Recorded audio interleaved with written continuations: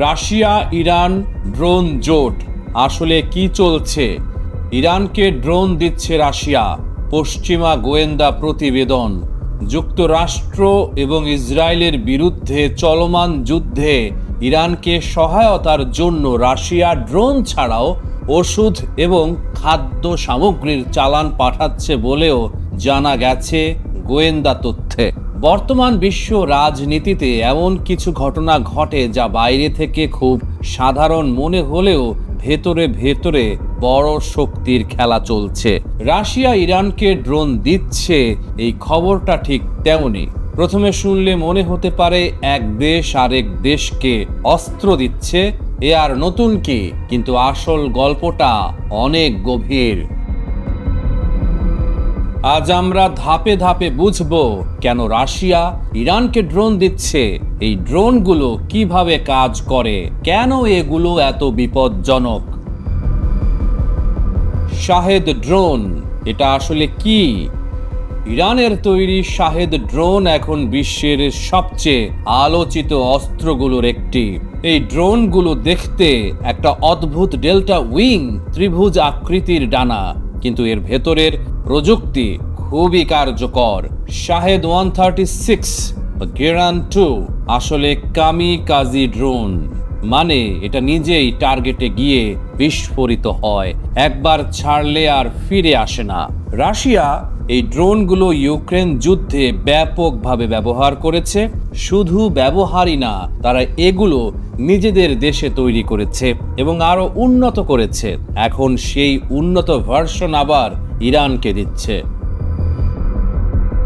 এত সস্তা কিন্তু এত ভয়ঙ্কর কেন?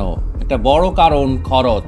একটা শাহেদ ড্রোনের দাম আনুমানিক 50,000 থেকে 1 লাখ মার্কিন ডলার, তুলনায় একটা ব্যালিস্টিক মিসাইলের দাম কয়েক মিলিয়ন ডলার। এখন ভাবুন, একটি দেশ যদি 100টা ড্রোন একসাথে ছাড়ে, তাহলে প্রতিপক্ষকে প্রতিটা ড্রোন নামাতে অনেক বেশি দামি মিসাইল ব্যবহার করতে হবে।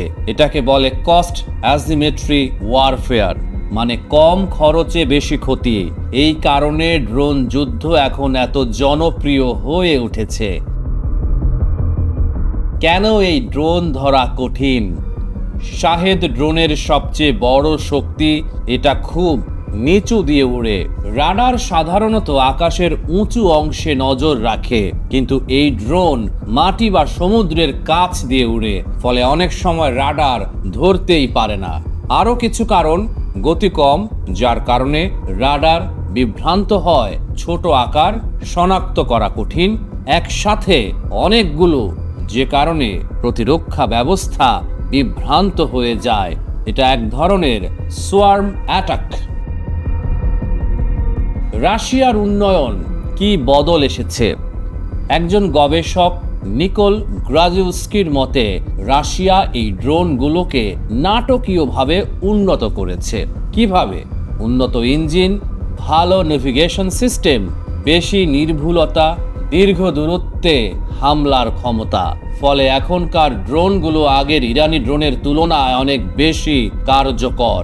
সহজভাবে বললে, ইরান বানিয়েছে বেস ভার্সন, রাশিয়া বানিয়েছে প্রোম্যাক্স ভার্সন। এই ড্রোন ঠেকানো এত কঠিন কেন? এখন প্রশ্ন, এই ড্রোনগুলোকে থামানো যায় না? যায়, কিন্তু সমস্যা হলো কিভাবে। Traditional method, Patriot missile system দিয়ে ধ্বংস করা, কিন্তু এক একটা ইন্টারসেপ্টর মিসাইল অনেক দামি, মানে $1 লাখ ড্রোন ধ্বংস করতে $3 মিলিয়ন খরচ। নতুন পদ্ধতি, ফাইটার জেট দিয়ে ধ্বংস, লেজার সিস্টেম, অ্যান্টি এয়ারক্রাফট গান, আর সবচেয়ে interesting, drone versus drone. Drone বনাম ড্রোন, ভবিষ্যতের যুদ্ধ। ইউক্রেন এখানে সবচেয়ে বড় ভূমিকা রাখছে। তারা কি করছে? ছোট এফপিভি বা ফার্স্ট পারসন ভিউ ড্রোন ব্যবহার করছে। এগুলো খুব দ্রুত ও চটপটে শাহেদ ড্রোনকে হাওয়া করে ধ্বংস করছে, কিন্তু কিছু ড্রোনে আবার এআই ব্যবহার করা হচ্ছে। টার্গেটের কাছে গেলে নিজে থেকেই আক্রমণ করে। 2024 সালের এক মাসে ইউক্রেন প্রায় 1700 ড্রোন ভূপাতিত করেছে। এর 70 করেছে এই ছোট ড্রোন দিয়ে। এটা পুরো গেমটাই বদলে দিয়েছে। রাশিয়া কেন ইরানকে সাহায্য করছে? এখন আসল প্রশ্ন, রাশিয়ার লাভ কি? এক, পশ্চিমা শক্তির বিরুদ্ধে জোট, যুক্তরাষ্ট্র ও ইসরায়েলের বিরুদ্ধে ইরানকে শক্তিশালী করা, ইনডিরেক্ট প্রেসার তৈরি করা। দুই, যুদ্ধের অভিজ্ঞতা শেয়ার, ইউক্রেনে যা শিখেছে সেটা এখন মধ্যপ্রাচ্যে প্রয়োগ। তিন, কৌশলগত বিনিময়, ইরান দিয়েছে ড্রোন প্রযুক্তি, রাশিয়া দিচ্ছে উন্নত সংস্করণ আর স্যাটেলাইট তথ্য। শুধু ড্রোন না, রাশিয়া আরও কি দিচ্ছে? গোয়েন্দা তথ্য অনুযায়ী রাশিয়া শুধু ড্রোন না, খাদ্য, ওষুধও পাঠাচ্ছে, এবং সবচেয়ে গুরুত্বপূর্ণ স্যাটেলাইট ও গোয়েন্দা তথ্য। এর মানে ইরান এখন আরও নির্ভুলভাবে হামলা চালাতে পারবে। পশ্চিমা গোয়েন্দা প্রতিবেদন অনুযায়ী ইরানের ড্রোন সরবরাহ শুরু করেছে রাশিয়া। ড্রোনের চালান পাঠানোর প্রক্রিয়া এ মাসের শুরুতেই শুরু হয়েছে এবং মাসের শেষ নাগাদ সম্পন্ন হওয়ার কথা রয়েছে। ইরানে ইসরায়েল ও যুক্তরাষ্ট্রের প্রথম হামলার মাত্র কয়েকদিন পরই রাশিয়া ও ইরানের উচ্চপদস্থ কর্মকর্তারা ড্রোন সরবরাহ নিয়ে আলোচনা শুরু করেছিলেন। পশ্চিমা গোয়েন্দা প্রতিবেদনের উল্লেখ করে দুই কর্মকর্তা দ্য ফিনান্সিয়াল টাইমস পত্রিকাকে এ তথ্য জানিয়েছেন। যুদ্ধ শুরুর পর থেকে রাশিয়া মধ্যপ্রাচ্যে যুক্তরাষ্ট্রের ঘাঁটিগুলোকে নিশানা করতে তেহরানকে গোয়েন্দা সহায়তা ও স্যাটেলাইট তথ্য দিয়ে সহায়তা করছে বলে এর আগে খবর বেরিয়েছিল। এর 3 সপ্তাহ পর ইরানে রাশিয়ার ড্রোন সরবরাহের খবর এলো।